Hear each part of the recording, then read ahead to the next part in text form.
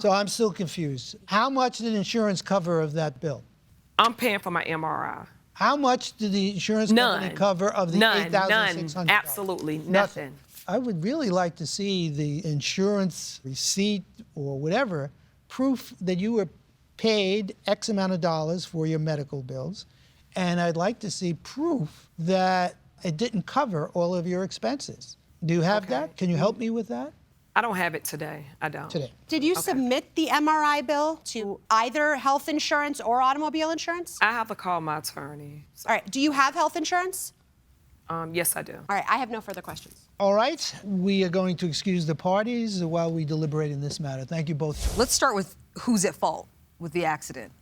She was rear-ended, the plaintiff, by the defendant, so the defendant is at fault. It comes down to what the plaintiff is able to prove in damages. Yes. So we see a car estimate for $6,470, and we also see that that was what she was approved through insurance. Right. So I'm not sure where the $7,800 comes from. She wasn't able to prove that today. Well, it was just oral testimony. It was oral testimony. I don't put a whole lot of weight on what she said. I need receipts, just like she provided the receipt of the car estimate damage. With regards to the medical, it being in excess of $15,000, all I see is a bill for $8,600, and I don't know how much her insurance is going to cover. So I'm less concerned about the car damage because we saw the damage to her vehicle. What do we do about the medical? On the one hand, she does have this bill, which shows that she owes $8,600 for MRIs. She did testify that she has insurance. I find it very difficult to believe that health insurance or auto insurance that is covering physical therapy would not cover an MRI. I mean, an MRI seems like something that, insurance kind of really should cover, especially if they end up covering physical therapy as a result of the findings.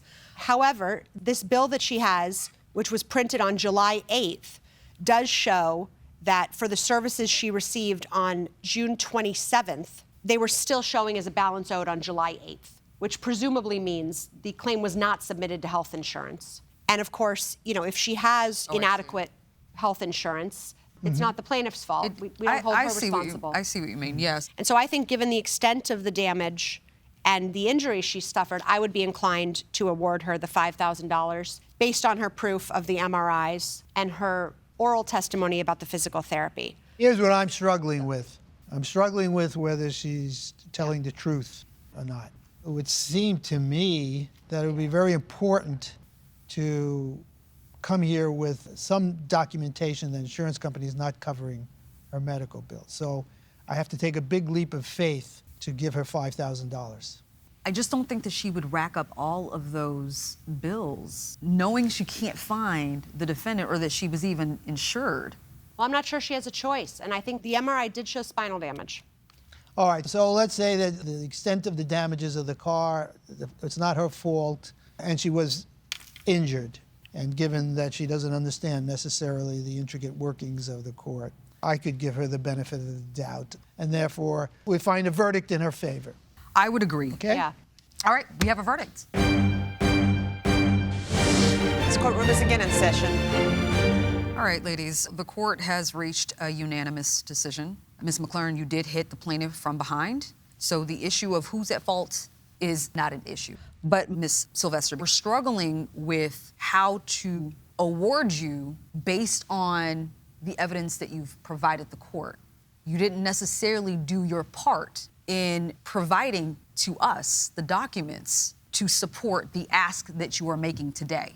But based on the photos that we've seen of your vehicle, based on the medical records you've provided, we know that you suffered some injury. And the accident was extensive enough for us to believe that you are going to be out of pocket medically. So for that reason, the court is inclined to give you $5,000, and that is the verdict of the court today.